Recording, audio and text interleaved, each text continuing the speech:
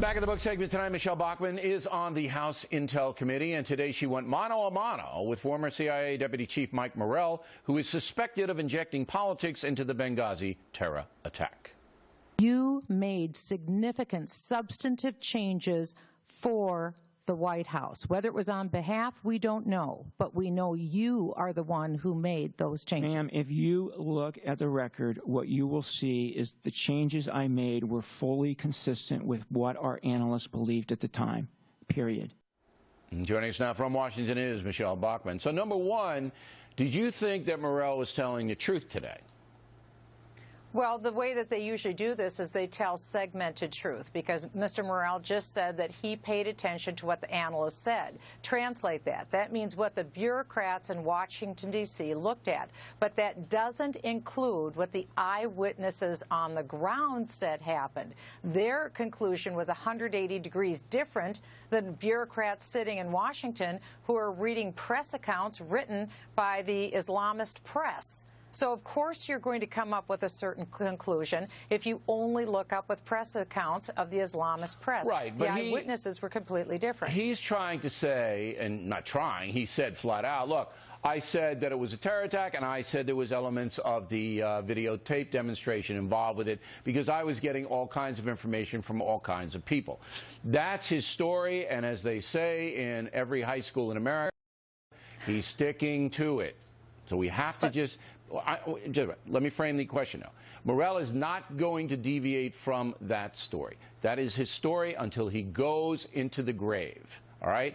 I heard a whole bunch of things from a whole bunch of people, and I incorporate that into the talking points I gave to the White House. Okay. So how can we advance the story past that? Well, what we know today is that the various committees have done their work. They've completed their work. They've done a good job. They've done their investigation. But now what we need to do is take all of the component parts from Intel, from Oversight, from all these committees, and put it together. Because the American people need the broad, overarching narrative story of what happened. There's still unanswered questions. You tried to pin Leon Panetta, the defense secretary, down as to what he knew, when he knew it. We still don't have answers from Secretary of State Clinton or, frankly, from the President of the United States. Well, I went to the President of the United States, as you know, and I asked him if Panetta told him on the very day of the attack, September 11th, did Leon Panetta tell you it was a terror attack? And President Obama would not answer the question. He wouldn't answer it. And Panetta, I mean, we're chasing him around the country. He won't answer it. However, I understand in Florida he did say that he did tell the president that. But even if that comes to light, even if Panetta tells President Obama it's a terror attack, the president's going to fall back on Morrell.